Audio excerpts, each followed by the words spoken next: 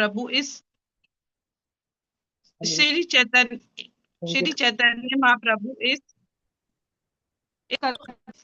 अभियान अभ्यास की शिक्षा तक की में व्याख्या की है। शिक्षा का अर्थ उपदेश और अथक का अर्थ आठ।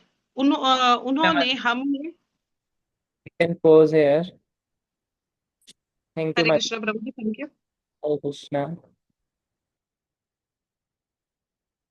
सुप्रपात जी कह रहे हैं कि ये जो हमें सुअवसर है हमें इसको ग्रहण करना है। और सुअवसर क्या है? क्या सुअवसर है? जस्ट टेस्टिंग की सब, जैसे डॉक्टर पल्स चेक करते हैं ना, जस्ट पल्स चेक कि सब रीडिंग कर रहे हैं।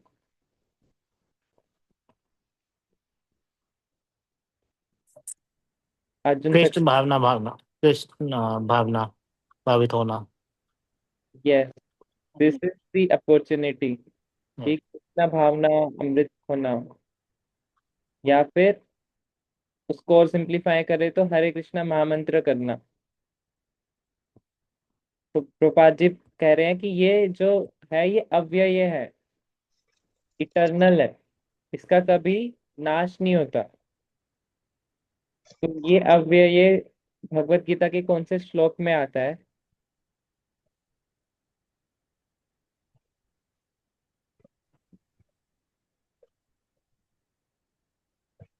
हिंट है कि किंग ऑफ नॉलेज का एक श्लोक है 9th चैप्टर में। राजविद्या राजगृहम प्रभु। तो श्लोक आता है, राज विद्या राजगुह्यम पवित्रम इदम उत्तमम प्रत्यक्षावगमम धर्मम सुसुखम कर्तुम अव्ययम। तो अव्यय बहुत जगह पे आता है, तो एक जगह 9th चैप्टर में आता है। तो माय वॉइस इज लो क्या? नहीं प्रभु जी, अभी ओके है। पहले लो था, अभी ठीक है। ठीक है ना? तो ये जो दर्शन है ये अव्यय है, ये कभी समाप्त नहीं होता, चाहे कितना भी अधर्म बढ़ जाए। धर्म के कारण, कब टाइम प्लेस सर्कमस्टांस के कारण कभी कभी लगता है कि बुराई की वृद्धि हो रही है, जैसे कलयुग में हो रहा है। बट एट द एंड हमेशा भगवान आते हैं सब ठीक करने के लिए। तो कौन कौन मूवी देख के आया है?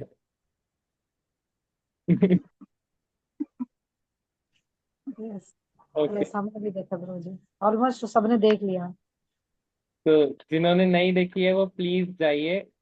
थर्सडे तक तो लगी हुई है, फिर कम हो जाएगी स्क्रीन्स ना, क्योंकि फ्राइडे को नई मूवी आती है। तो थर्सडे तक तो लगी रहेगी आपके नियर बाय, फिर कम हो जाएगी।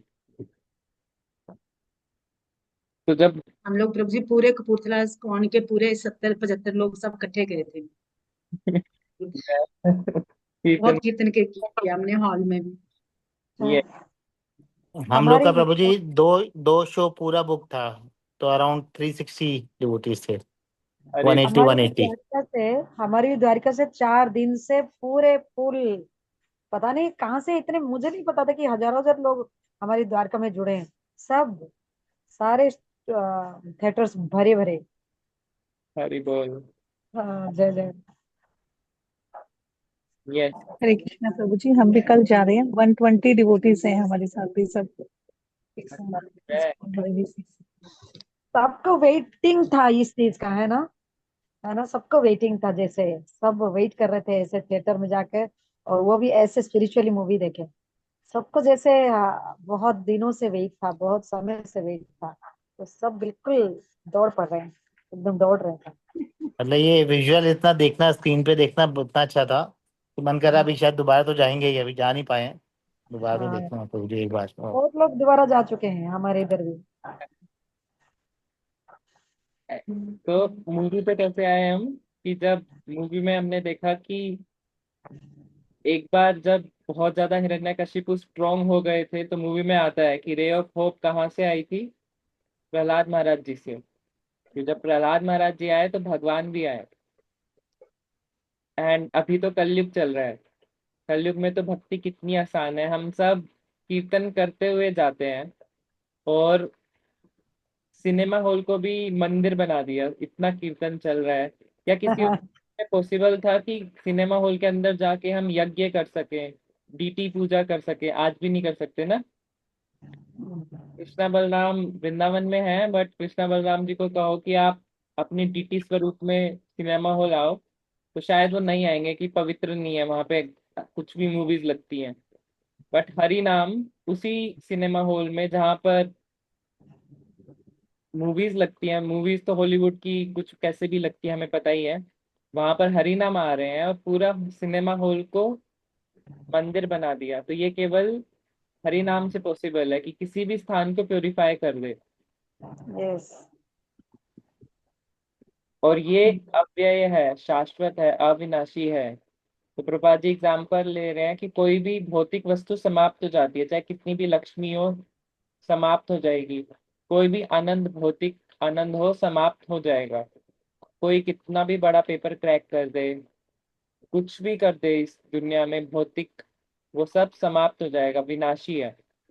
परंतु भगवान की भक्ति का जो आनंद है वो कभी समाप्त नहीं होगा। इसलिए ये वर्ड है आनंदाम बुद्धि वर्धनम।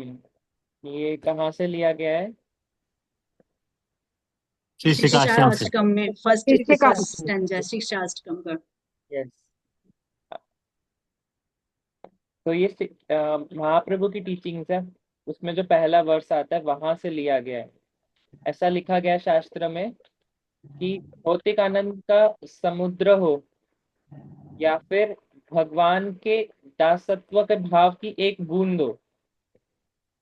तो भगवान के दासत्व के भाव की एक बूंद से जो आनंद मिलेगा ना, वो भौतिक संसार के समुद्र रूपी सागर से भी कहीं कहीं ऊपर है।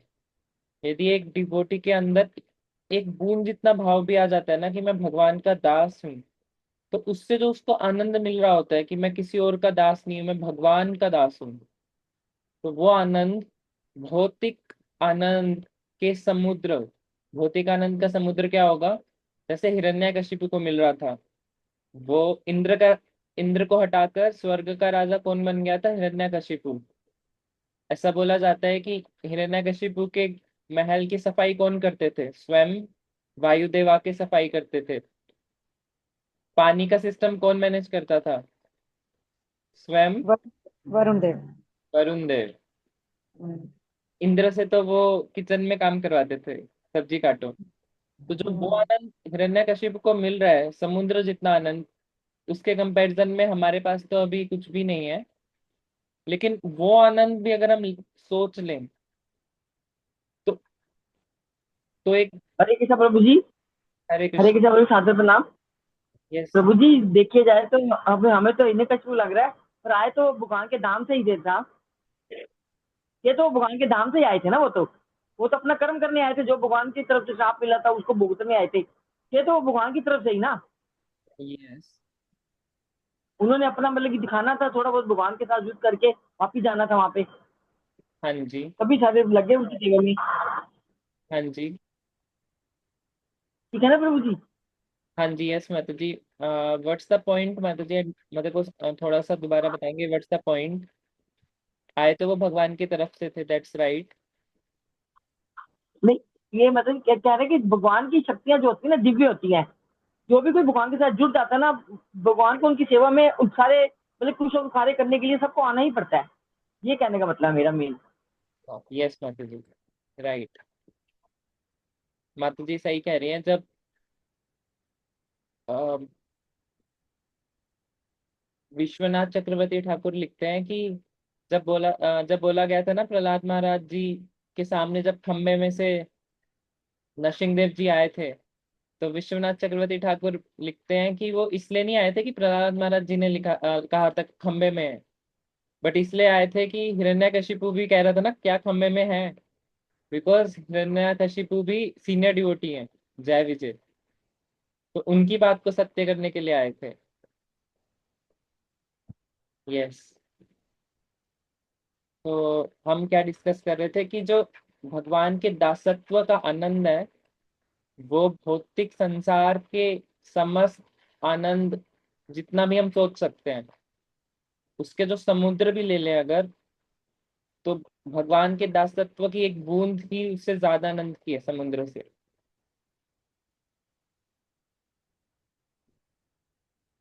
Yes, we can read next paragraph. Sarvanand प्रभु जी।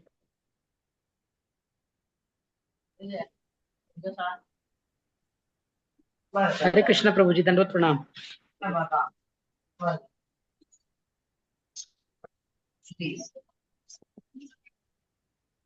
प्रभु ji, you can start reading. Shri Chaitanya Mahaprabhu ने इस कथन अभियान की अपने शिक्षाष्टकम में व्याख्या की है। इस कीर्तन शिक्षा का अर्थ है उपदेश और अष्टक का अर्थ है 8। उन्होंने हमें ये 8 श्लोक दिए हैं जिनसे हमें कृष्ण भावना अमृत अभियान को समझने में सहायता मिल सके। मैं शिक्षा अष्टकम के प्रथम श्लोक को स्पष्ट करूंगा। चेतो दर्पण मार्जनम, मनुष्य को अपने हृदय को स्वच्छ करना चाहिए। मैं इसे अनेक बार समझा चुका हूँ, परंतु यह नीरस नहीं बनता। यह हरे कृष्ण महामंत्र के कीर्तन के समान है। इसका कीर्तन करने में कभी थकान अनुभव नहीं होता। हमारे शिष्य साधक हरे कृष्ण महामंत्र का 24 घंटे कीर्तन कर सकते हैं और वे कभी भी नहीं थकेंगे। वे नृत्य और कीर्तन निरंतर करते रहेंगे और कोई भी इसका प्रयत्न कर सकता है, क्योंकि यह भौतिक नहीं है। अतः हरे कृष्ण महामंत्र के कीर्तन से कोई कभी भी नहीं थकेगा। भौतिक जगत में यदि कोई व्यक्ति किसी चीज को बार बार करता है, उदाहरण के लिए अपने किसी प्रिय नाम को 3, 4 या 10 बार कहता है, तो वह कहते कहते थक जाएगा। यह एक वास्तविकता है, परंतु चूंकि हरे कृष्ण प्राकृतिक ध्वनि नहीं है, अतः यह यदि हम इस महामंत्र का कीर्तन करते हैं तो हम कभी भी नहीं थकेंगे। जो जितना अधिक हरे कृष्ण कीर्तन करेगा, उसके हृदय से भौतिक धूल उतनी ही दूर होती जाएगी और इस भौतिक जगत के उसके जीवन में आने वाली समस्याएं उतनी ही अधिक हल हो जाएंगी। हरे कृष्ण।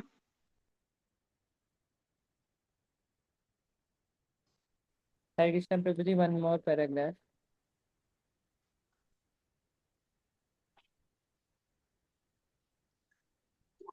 पढ़ना है प्रभु जी। यस प्रभु जी। हमारे जीवन की समस्या क्या है, हमें यही ज्ञात नहीं है। आधुनिक शिक्षा जीवन की वास्तविक समस्या के विषय में कभी भी ज्ञान नहीं देती है। यह भगवत गीता में दर्शाया गया है।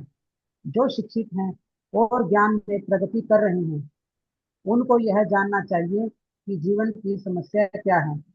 इस समस्या का भगवत गीता में वर्णन किया गया है। हमें जन्म, मृत्यु, जरा और व्याधि की असुविधाओं को सदैव देखना चाहिए। दुर्भाग्यवश इन समस्याओं की ओर कोई ध्यान नहीं देता। जब मनुष्य कोई व्याधि, बीमारी हो जाती है, तो वह सोचता है कोई बात नहीं, मैं डॉक्टर के पास जाऊंगा और वे मुझको कुछ दवा दे देंगे जिससे मैं ठीक हो जाऊंगा। परंतु वह समस्या पर बहुत गंभीरता पूर्वक विचार नहीं करता। मैं यह रोग चाहता तो नहीं था, फिर यह रोग क्यों हुआ? क्या रोग से मुक्त होना संभव नहीं है? वह इस प्रकार कभी भी नहीं सोचता। ऐसा इसलिए है क्योंकि उसकी बुद्धि बहुत निम्न कोटि की है, अर्थात पशु की बुद्धि के समान है। एक पशु कष्ट पाता है, परंतु उसके कोई बुद्धि नहीं होती। यदि एक पशु वधशाला में लाया जाता है और वह देखता है कि उसके आगे खड़े हुए पशु की हत्या की जा रही है, तो भी वह पशु खड़ा होकर संतोष के साथ घास खाता रहता है। यह पशु का जीवन है। वह यह नहीं जानता कि अगली बारी उसकी है और उसका भी वध कर दिया जाएगा। मैं स्वयं इसको देख चुका हूँ। एक काली मंदिर में मैंने देखा है, एक बकरा बलि दिए जाने के लिए तैयार खड़ा था, जबकि समीप में दूसरा बकरा बहुत आनंद के साथ घास खाए जा रहा था। उसी प्रकार यमराज ने महाराज युधिष्ठिर से पूछा, इस संसार में सबसे आश्चर्यजनक वस्तु क्या है? क्या तुम इसकी व्याख्या कर सकते हो? तो महाराज युधिष्ठिर ने उत्तर दिया। Thank you for reading. Hare Krishna. तो प्रभात जी अब शिष्टाष्टकम का फर्स्ट वर्स डिस्कस कर रहे हैं। तो जो पहला वर्स है ना, वो भी पूरा का पूरा जो 8 टीचिंग्स है महाप्रभु की, ये बहुत ज्यादा डिटेल्ड है, शिक्षाष्टकम। तो उसका फर्स्ट वर्स में ही हमें बहुत ज्यादा नॉलेज मिलती है। एक बार देख लेते हैं फर्स्ट वर्स क्या आप कहते हैं। तो पहला शब्द है फर्स्ट वर्स का, चेतो दर्पणम मार्जनम। तो जब हम हरे कृष्णा महामंत्र लेते हैं तो क्या क्या मिलता है हमें इंस्टॉलमेंट्स में। पहला चीज क्या मिलती है हमें, चेतो दर्पणम मार्जनम। हमारा जो हृदय है उसकी क्लीनिंग स्टार्ट हो जाती है, सफाई। जब भी हम कोई कार्य करते हैं तो हम सोचते हैं ना कि क्या मिलेगा। यदि कोई हम नौकरी कर रहे हैं तो सैलरी कितनी होगी। लेकिन जब हरे कृष्ण महामंत्र कर रहे हैं तो हम कुछ मांग नहीं रहे, लेकिन भगवान खुद दे रहे हैं। बट और उसको देने के लिए भगवान वेट नहीं करते कि जब ये भक्त शुद्ध होगा तब मैं देना स्टार्ट करूंगा। तब के लिए अलग चीज रखी हुई है भगवान ने, तब कुछ और दूंगा। बट स्टार्टिंग में ही पहली चीज क्या देते हैं, चेतो दर्पणम मार्जनम, हमारे मन की शुद्धि करने लगते हैं, पहला। और क्या सेकंड, भव महादावा अग्नि निर्वापनम। जो महादावा अग्नि है हमारे हृदय से, हम अनसेटिस्फाइड है, हमेशा परेशान। कलयुग के लक्षण में आखिरी लाइन में क्या लिखा हुआ था, हम क्या है, ऑलवेज डिस्टर्ब्ड। और हमेशा हतभागा उपद्रुता, उपाधि, हतभागा उपद्रुता। यस, ऑलवेज डिस्टर्ब्ड है, फ्रस्ट्रेटेड। तो जो हमारे हृदय में एक अग्नि जल रही है, परेशानी की, फ्रस्ट्रेटेड की, गुस्सा, किसी को व्यक्त भी नहीं कर सकते। लेकिन हरे कृष्णा महामंत्र से सेकंड इंस्टॉलमेंट क्या मिलती है, सबसे पहले हृदय की क्लीनिंग हो रही है, साथ में वो जो अग्नि जल रही है ना, उसको भी शांत कर रहा है हरे कृष्णा महामंत्र। भव महादावा अग्नि निर्वापनम। थर्ड क्या मिलता है, श्रेया केरवा चंद्रिका वितरणम। केवल अग्नि को शांत नहीं कर रहे, एक बहुत ठंडी ठंडी रेज आ रही हैं, सेटिस्फाइंग रेज, जो हमारे मन को कंप्लीटली सेटिस्फाई कर रही हैं। सिचुएशन चाहे जैसी भी हो, लेकिन हम अंदर से ही हमें एक हैप्पीनेस मिलती है। तो ये थर्ड इंस्टॉलमेंट है जब हरे कृष्णा महामंत्र करते हैं, श्रेया केरवा चंद्रिका वितरणम। फोर्थ इंस्टॉलमेंट क्या मिलती है, विद्यावधु जीवनम। भगवान अंदर से ही नॉलेज की लाइट ऑन कर देते हैं। उसके लिए हमें कुछ स्पेशल डिग्री लेने की जरूरत नहीं है, भगवान अंदर से हमें गाइड करते हैं। विद्यावधु जीवनम, विद्या, विद्या मतलब नॉलेज, वधु, वधु का मतलब होता है वाइफ, जीवनम। तो हमें ज्ञान भी मिलने लगता है, क्योंकि भक्ति के लिए दो चीज चाहिए होती है, ज्ञान और वैराग्य। ज्ञान भगवान दे रहे हैं। नेक्स्ट क्या मिलेगा हमें, आनंदाम बुद्धिवर्धनम। यदि हमारे हृदय की अग्नि समाप्त हो जाए और हमें रेज मिले, श्रेया केरवा, एक चंद्र की, जो चंद्र की रेज होती है बहुत शीतल होती हैं, तो क्या होगा नेक्स्ट, आनंदाम बुद्धिवर्धनम। हमारा जो आनंद होगा उसमें वर्धन होगा। और और वो वर्धन ये नहीं है कि थोड़ा सा ही होगा, अम्बुधि वर्धनम, समुद्र के जितना, कभी उसका अनंत अंत नहीं होगा, अनंत, अनलिमिटेडली वो बढ़ता ही जाएगा। यदि आज चॉकलेट खाई तो हो सकता है कल तक टेस्ट रहेगा चॉकलेट खाने का, परसों तक रहेगा, लेकिन एक टाइम बाद बस उब गया, अभी और कुछ नहीं, अभी कुछ मिर्ची वाला खाना है। मेरे को याद है हमारे कॉलेज में एक स्पोर्ट्स सेक्रेटरी था। तो स्पोर्ट्स सेक्रेटरी क्या होता है कि स्टूडेंट्स ही वोट करके किसी को स्पोर्ट्स सेक्रेटरी बनाते हैं। तो वो नेता बना था, एंड बहुत बड़े गेम्स हुए थे इंटर कॉलेजेस के। कॉलेज में। तो जब गेम्स खत्म हुए तो बहुत सारे रसगुल्ले बच गए थे, और वो स्पोर्ट्स सेक्रेटरी अपने रूम में ले आया था कुछ 20-30 किलो रसगुल्ले, और सबने पाए थे वो। लेकिन इतने पा लिए थे उसके बाद, एक बार तो पाए पाए पाए पूरे दिन पाए, इतने पा लिए, इतने खाए रसगुल्ले कि उसके बाद नाम भी सोच लो ना, रसगुल्ला, तो इतना गंदा मुंह में टेस्ट आता है, नहीं और नहीं खाना। तो भौतिक जो टेस्ट है वो बहुत टेम्परेरी होता है। जब हमें वो मिल जाता है तो उसका टेस्ट, हमें वही टेस्ट अच्छा नहीं लगता। कोई चीज जब तक हमें ना मिले तो हमें लगता है कि यार कितना मजा आएगा, वो चीज हमें मिल गई। अमेजोन खोल लो तो लगता है यार इसको खरीद लो, बहुत मजा आएगा, एक बार वो घर में आ जाए ना तो खुशियां ही खुशियां। लेकिन जैसी वो चीज डिलीवर हो जाती है, उसको खोल के एक बार देख लेते हैं, अरे ठीक है आ गई, साइड में रख दो अब इसको, ऐसा होता है। तो आनंदाम, लेकिन स्पिरिचुअल आनंद कैसा है? आनंदाम बुद्धिवर्धनम, हमेशा आनंद बढ़ता ही जाएगा। और प्रतिपदम पूर्ण अमृत अवसादनम, और हर एक कदम पर हम एक्चुअल में पूर्ण अमृत का आस्वादन कर रहे होंगे। हम कभी भी बिना टेस्ट के नहीं होंगे। Always a devotee is always joyful, but the condition is वो सही से फॉलो कर रहा है प्रोसेस को। नेक्स्ट, तो these are the 7 instalments of Hare Krishna महामंत्र।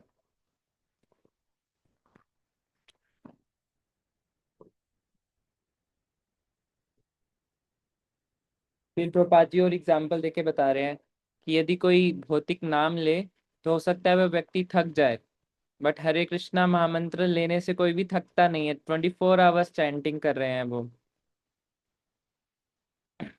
और ये चैंटिंग क्यों करनी है?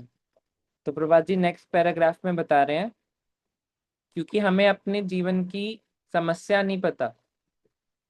हमारे जीवन की समस्या है जन्म मृत्यु जरा व्याधि, और ये प्रत्येक भौतिक जीव के अंदर है। Birth, death, old age, disease, चाहे कोई इंडिया में हो चाहे अमेरिका में भी। आज मैं सुन रहा था, प्रभात जी बता रहे थे कि क्या जो भूख लगती है, हम क्या उसको बोल सकते हैं कि भाई आज मेरे को इंडियन भूख लगी है, क्या कल मेरे को अमेरिकन भूख लगी थी? या फिर एक अमेरिकन व्यक्ति को भी वैसी ही भूख लगती है जैसे एक इंडियन व्यक्ति को लगी। खाना सबको खाना है। वैसे ही दर्द भी जैसे एक इंडियन व्यक्ति को होगा वैसे ही एक अमेरिकन व्यक्ति को भी होगा, अगर यदि उसके हाथ में छोटी सी भी चोट लग जाए। तो ये सभी के लिए है, ये जन्म मृत्यु जरा व्याधि। हम कभी नहीं कह सकते कि ये अमेरिकन बॉडी के लिए कुछ अलग है, वहाँ ज्यादा इंजॉयमेंट है। जिसके पास बॉडी है उसको ये 4 प्रॉब्लम उसकी लाइफ में रहेगी ही रहेगी, और हमें इन प्रॉब्लम को सॉल्व करना है। और प्रभात जी बताते हैं इंटेलिजेंट व्यक्ति कौन होता है लाइफ में। 2 टाइप के व्यक्ति होते हैं, एक होता है कि प्रॉब्लम आई है, प्रॉब्लम को सॉल्व कर रहे हैं, और दूसरा व्यक्ति होता है प्रॉब्लम आई है, प्रॉब्लम की जड़ को ही सॉल्व कर दिया कि आपसे प्रॉब्लम आएगी ही नहीं।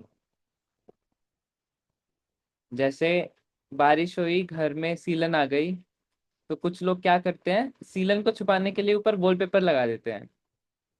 बट ये तो हम क्या कर रहे हैं, प्रॉब्लम को सॉल्व कर रहे हैं, जड़ से सॉल्व नहीं कर रहे उसको। सिर्फ दिखनी बंद हुई है सीलन, परंतु वो और घर की दीवार को खराब करेगी, वीक बना देगी उसको। तो जो इंटेलिजेंट व्यक्ति होगा वो प्रॉब्लम्स को ही नहीं करेगा, उसकी जड़ को भी सॉल्व कर देगा। यदि किसी को जन्म मृत्यु जरा व्याधि है तो इंटेलिजेंट व्यक्ति ये नहीं कि चलो इस बीमारी को ठीक कर दो, बुढ़ापे को ठीक कर दो, क- कम बूढ़ा दिखना चाहिए, नहीं, वो ऐसे उपाय करेगा कि कोई व्यक्ति बूढ़ा हो ही ना, जन्म मृत्यु हो ही ना, कोई बीमारी हो ही ना। तो प्रपात जी लिख रहे हैं कि उसे प्रश्न करना चाहिए कि यदि उसे कोई रोग होता है तो उसे प्रश्न करना चाहिए कि मुझे ये रोग क्यों हुआ, ऐसा मैंने क्या करा था कि मुझे ये रोग हो गया। और यदि हम प्रश्न नहीं कर रहे हैं तो प्रपात लिख रहे हैं कि पशु की बुद्धि के समान है। पशु की बुद्धि कैसे होती है? प्रपात जी एग्जाम्पल भी लिख रहे हैं कि सामने एक बलि दी जा रही है एक बकरे को, बट पीछे लाइन में खड़ा हुआ बकरा आराम से घास को खा रहा है। वो नहीं देख रहा कि सामने वाले व्यक्ति की जब बलि दी जा रही है अगला नंबर उसका भी आएगा। सिमिलरली हम सब देख रहे हैं, जैसे यम यमराज के सामने महाराज युधिष्ठिर ने कहा था आहानी आहानी भूतानी। हम धीरे धीरे देख रहे हैं कि हमारे परिवार वाले, हमारे मोहल्ले वाले, हमारे रिश्तेदार, फ्रेंड्स, ऑफिस वाले एक एक करके शरीर छोड़कर जा रहे हैं, बट हम कभी नहीं सोचते कि हमारा नंबर भी आएगा। जैसे बकरा नहीं सोच रहा है कि उसका नंबर भी आएगा, वैसे हम भी नहीं सोच रहे हैं। तो प्रपात लिख रहे हैं ये पशु बुद्धि है। तो हमें प्रश्न करना चाहिए, हमें बुद्धि से काम लेना चाहिए कि क्या प्रॉब्लम है, क्यों आ रही है, उसको कैसे सॉल्व करना है।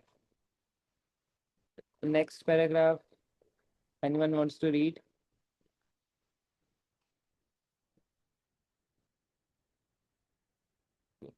अनीता माता जी। हरे कृष्णा प्रभु जी, सादर प्रणाम। हरे कृष्णा। यह प्रभुपाद की जय। उसी प्रकार यमराज ने महाराज युधिष्ठिर से पूछा कि संसार में सबसे अधिक आश्चर्यजनक वस्तु क्या है, क्या तुम इसकी व्याख्या कर सकते हो?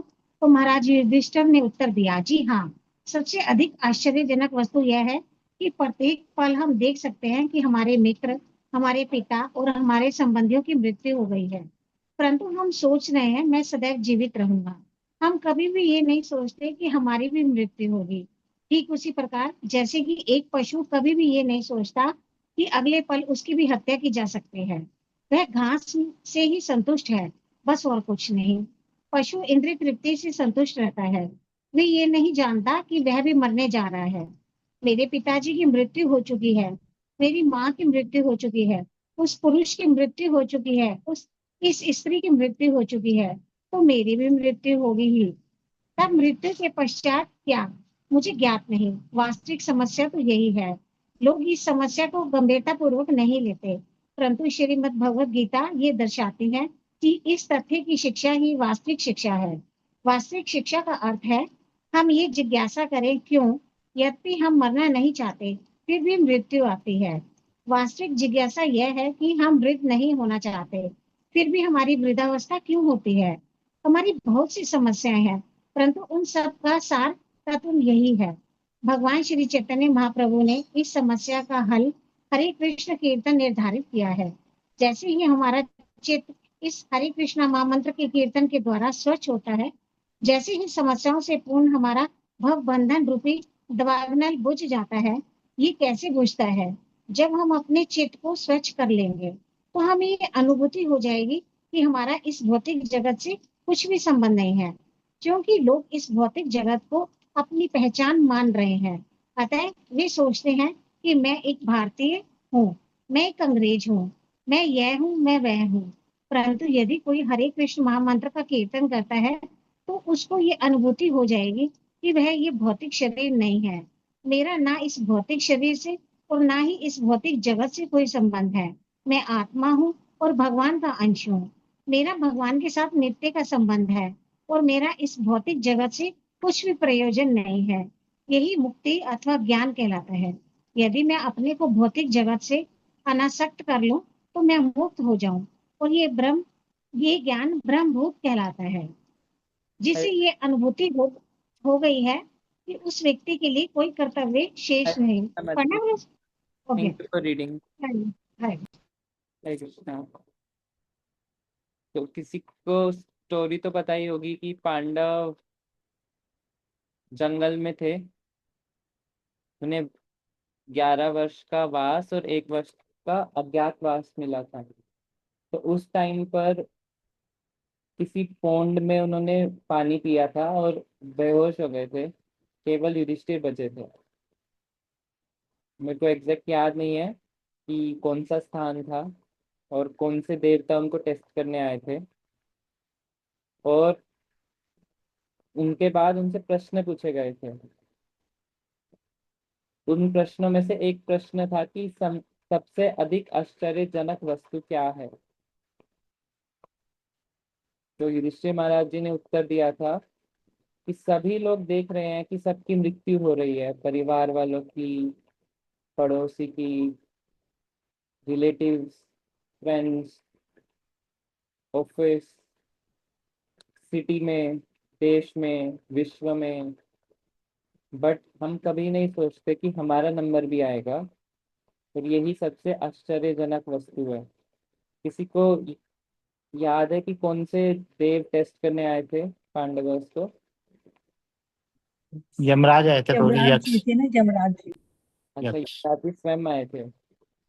और युधिष्ठिर महाराज जो कि जिनको बोला जाता है कि वो यमराज पुत्र हैं, धर्मराज बोला जाता है ना उनको। तो यमराज जी स्वयं आए थे अपने पुत्र को टेस्ट करने के लिए कि क्या, कैसी इनकी शिक्षा है, कैरेक्टर है। तो इस प्रवृत्ति को पशु प्रवृत्ति कहते हैं, कि हम देख रहे हैं बट हम समझ नहीं रहे कि हमारा नंबर भी आएगा। जैसे पशु अपनी इंद्र तृप्ति से संतुष्ट है, वैसे ही मानव भी संतुष्ट है। आप सबने देखा है या नहीं, मैंने तो आंखों से देखा है कि आजकल यदि कोई बॉडी लीव करता है फैमिली में, दूर का पास का, तो यदि किसी को आना भी पड़ता है तो ज्यादा टाइम नहीं लगता उनको भूलने में। वो आएंगे ऐसे गोगल्स लगा के, जब लास्ट राइट्स हो रही होती है ना, उनकी चिता पे जलाया जा रहा होता है, तो गोगल्स लगा के आते हैं लोग ऐसे सूट बूट पहन के। और अभी वो जल ही रहे होते हैं और उन्होंने अपनी डिफरेंट डिफरेंट बातें स्टार्ट कर दी। बिजनेस कैसा चल रहा है, बच्चे की शादी, एजुकेशन। देख नहीं रहे कि सामने किसी ने बॉडी लीव करी है। तो या तो उनकी रिस्पेक्ट में ही शांत रह सकते हैं, और एटलीस्ट रिस्पेक्ट, या फिर ये भी सोच सकते हैं उनका नंबर भी आएगा। बट कलयुग का प्रभाव ऐसा है कि अभी चिता सामने है और वो कुछ और ही बातें कर रहे हैं। आप, मैंने तो देखा है, आप सभी भक्तों का क्या एक्सपीरियंस है, क्योंकि जहाँ मैं गया था वहां पे कोई भक्त नहीं था। तो ऐसा ही होगा मेरे हिसाब से तो, एक्सपीरियंस तो। और जब सब घर पे चले गए तो घर पे जाके अलग ही माहौल है, लग ही नहीं रहा था कि किसी ने बॉडी लीव करी है। ऐसा होता है, लोग सोचते हैं ना कि जब मैं चले जाऊंगा तो ये कैसे रहेगा, ये कैसे रहेगी, लेकिन कोई किसी का नहीं है। एक एक एग्जाम्पल,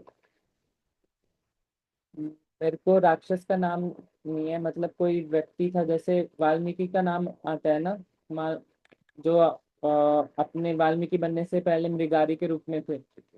वैसे ही एक और नाम भी आता है जो अपनी फैमिली को पोलन नहीं, पा। उनका नाम दस्यु रत्नाकर था प्रभु जी, रत्नाकर था उनका, मृगारी नहीं था। मृगारी कैसा लगे, ये दस्यु रत्नाकर थे जो दस्यु, वाल्मीकि बने। हाँ जी, मैं एग्जाम्पल ले रहा था कि जैसे उनका नाम आता है, वैसे ही एक और काइंड ऑफ डाकू का नाम आता है, दस्यु यानी कि डाकू, रत्नाकर। वो क्या करते थे, अधर्म करते थे। किस लिए?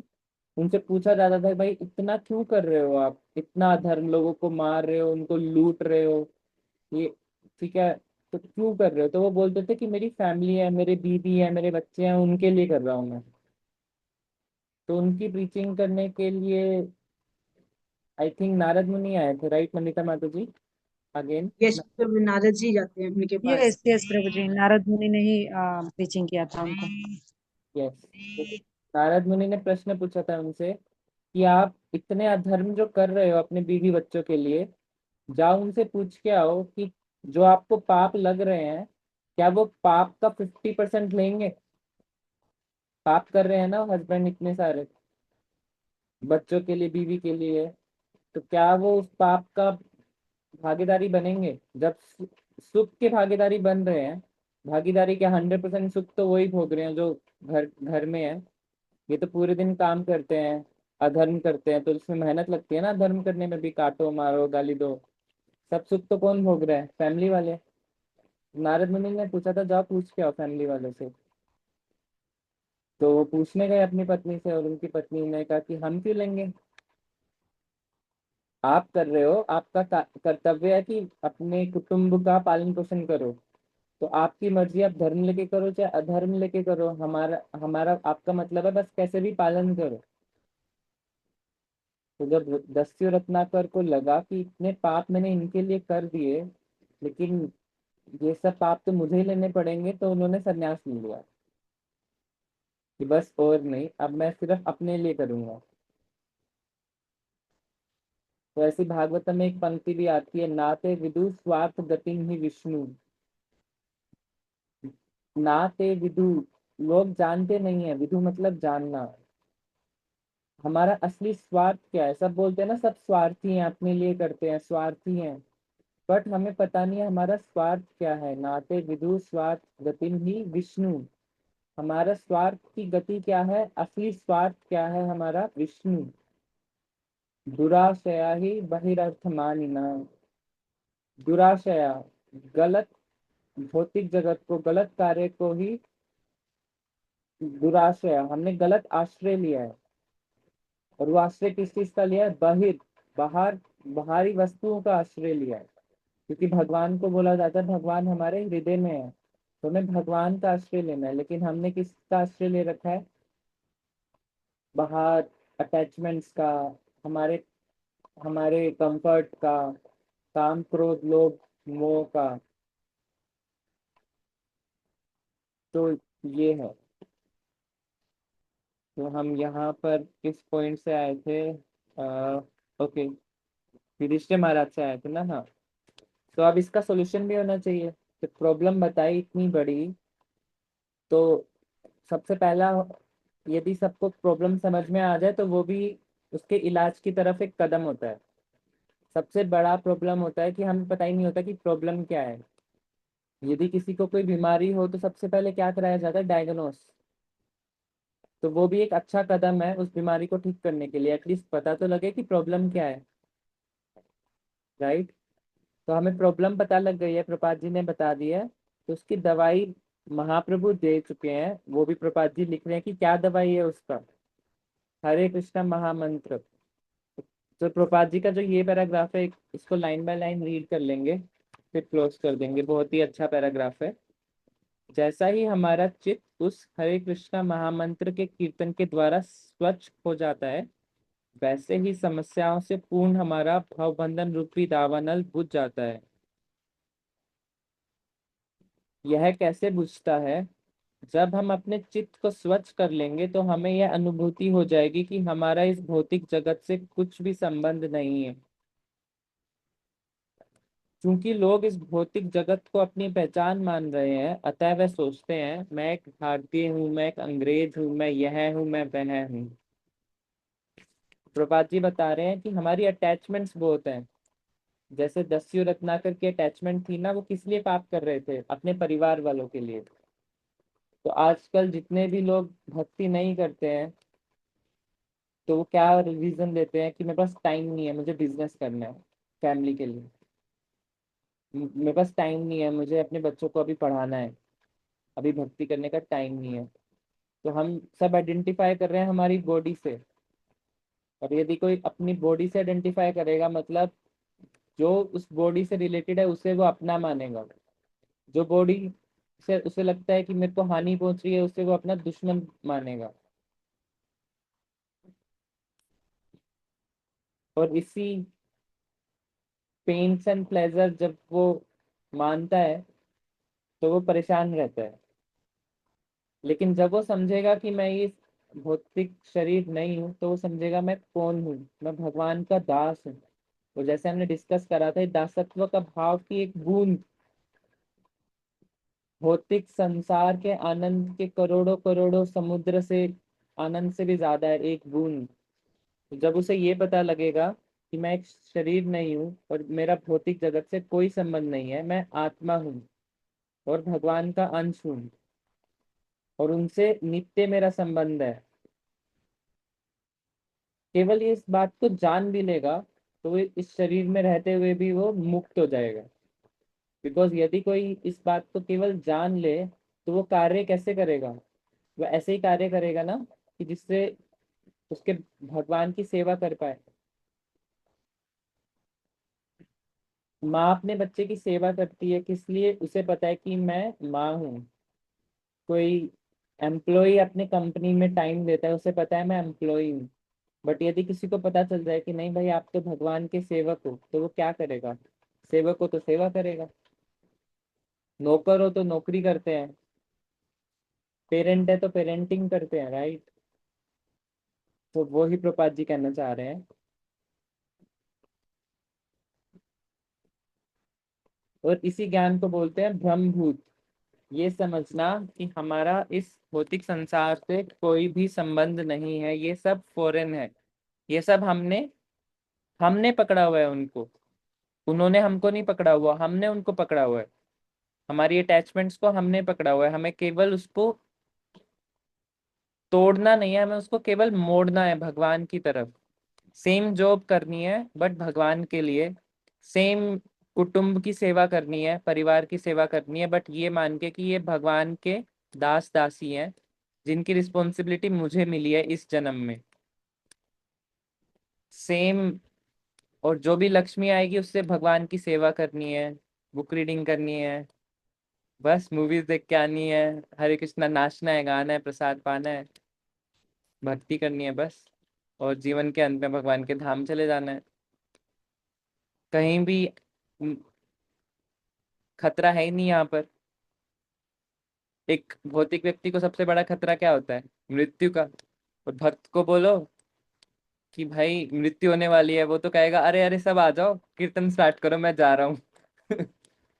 खुश हो जाएगा, ठीक है चलो कीर्तन स्टार्ट करो, चारों तरफ मेरे बैठ जाओ, मेरे एक माला दे दो भगवान की, बस कीर्तन करते रहो, मैं जा रहा हूँ। तो कहीं डर है उसके पास? नहीं। तो यही प्रपात जी बताना चाह रहे हैं। तो यहीं पे एंड करते हैं, एग्जैक्ट 9 o'clock हो गया है आज। तो कहते हैं ना दो, प्रभु जी कहते हैं ना कि जब कोई भी बात होती, कहते हैं ना जीवन के पहले भी जीवन के बाद भी बीमा करा लो, मतलब वो भी मृत्यु के ऊपर लागू होता है। जीवन जीते हैं तब भी मतलब उसका फायदा है, मरने के बाद भी उसका फायदा है महामंत्र का। यस। तो जीवन के साथ भी जीवन के बाद भी माता जी कह रही हैं कि हरे कृष्णा मंत्र का जो फायदा है वो जीवन के बाद भी है।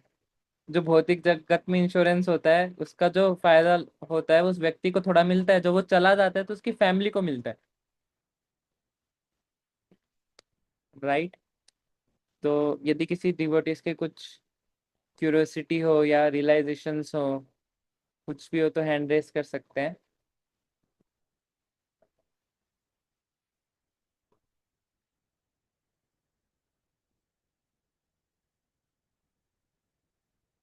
एंड नमिता माता जी कंक्लूडिंग कर सकते हैं आप।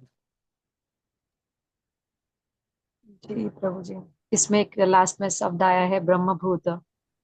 भगवान ने बोला है ना कि ब्रह्मभूत प्रसन्न आत्मा ना सोचती ना आकांक्षती।